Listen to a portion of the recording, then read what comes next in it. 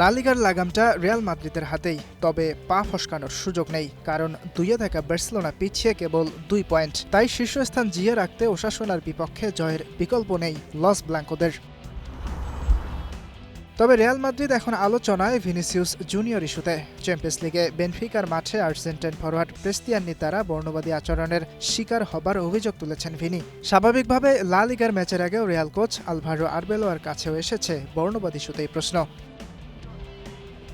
ভিনিসিয়াসের সাথে যেটা হয়েছে সেটা কোনোভাবেও কাম্য মনে করছেন না আলভারো। শাস্তির বিষয়টা কেবল ইউএফার হাতে থাকলেও কঠিন শাস্তি আশা করছেন স্প্যানিশ এই coach.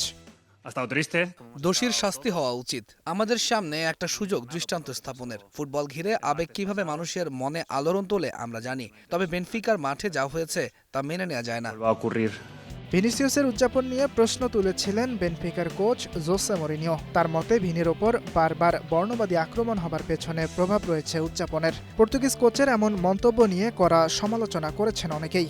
Bayern coach Vincent company রীতিমতো ধুয়ে দিয়েছেন মরিনিওকে। ভিনির উদযাপনে কোনো সমস্যা দেখেন না আরবেলোয়াও। এক দুর্দান্ত গোল করে ভিনি যেভাবে উদযাপন করেছেন, এরকম উদযাপন আমরা শতবার দেখেছি। ভুক্তভোগীকে আমরা উস্কানিদাতা হিসেবে আখ্যায়িত করতে পারি না। বর্ণবাদী আচরণকে ন্যায্যতা দেওয়ার মতো এমন কিছুই ভিনি করেনি। ইংলিশ প্রিমিয়ার লিগে আবারও পুরনো ছন্দ। বছর জুড়ে টেবিলের টপে থাকা আর্সেনাল সংখ্যায় শীর্ষস্থান হারিয়ে ফেলার। তবে গানারদের সাহায্য করতে পারে নিউক্যাসল ইউনাইটেড। রাতে ম্যানচেস্টার সিটির ম্যাচ নিউক্যাসলের বিপক্ষে। এই ম্যাচ জিতলে আর্সেনালের চেয়ে মাত্র 2 পয়েন্ট পিছিয়ে থাকবে পেপ গুর্দিওয়ালার দল। ইয়াসির আরাফাত সবুজ, স্টার নিউজ।